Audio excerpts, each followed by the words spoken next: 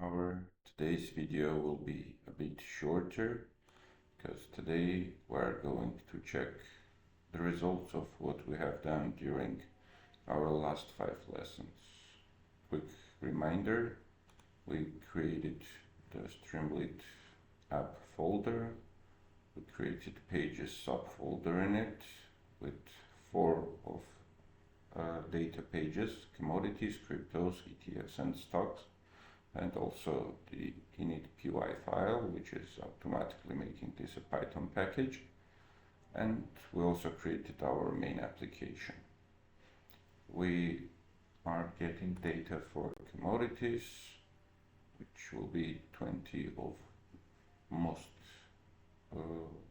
tradable commodities, 500 cryptos, ETFs, exchange trust funds, and stocks from S&P 500 list. With all that ready and the code for this also written, let's run the code and see what we achieved. For that, as we are on the main folder in our terminal, we are running command streamlit run and navigating to our Streamlit app file. Streamlit, one more Streamlit, here we go. And the moment of truth.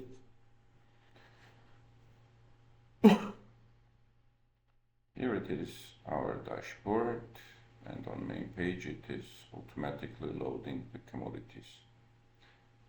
Let's go for the cryptos. We can see the dashboard for cryptos, previous change, and we see highlighted the 24-hour change coin named Hall Xmatic, which has 14% growth. Do we have anything else? Yes, we have Polygon, which is, I believe those are the same coins. So no, these are the only ones that we got 10 or more percent increased. Let's go to ETFs. We see that code is running and the table is about to be refreshed. And you can see this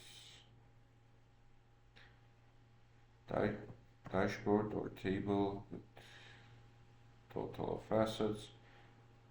As an exercise for you how to improve, you can also add the same coloring scheme, probably add one more column in ETF analysis, 52-week high, 52-week low, the same way as it is for cryptos.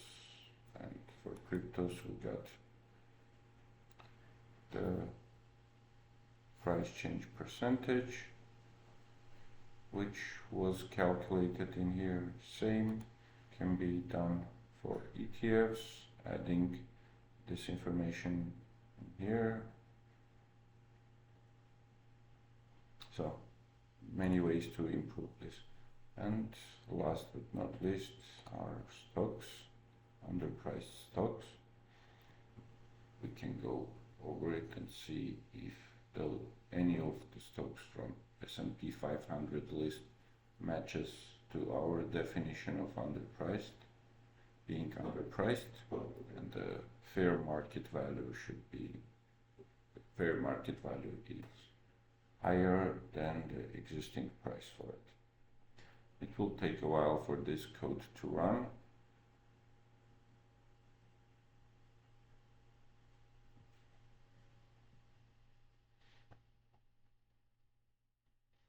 And you can see here navigation for page to be displayed and radio button.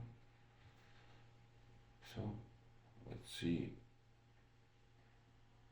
where we are. Now it is fetching the stock data from Yahoo Finance.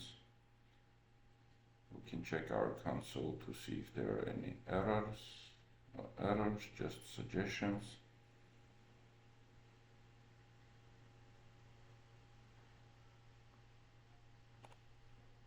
And here we have the symbol GDDY. The fair market price should be 118 and the current price is 152. Let's check what the ticker is. GDDY ticker Yahoo Finance. It's GoDaddy, so we can pay attention to it, or if you are trading in some platforms, just put it under control to see if the price is changing closer to the fair market price. Next one shown is JBL. Let's check this one. JBL Incorporated. That's another one which is underpriced according to our calculations, and basically you can see many more. As a part of improvement, you can also add coloring to, if it is yes, it can be green colored. So this is it. We made our first dashboard on our own and now we can enjoy the results. I hope you like it.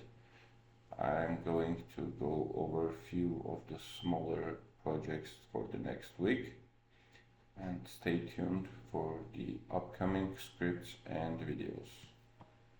Thank you for your time. Bye bye.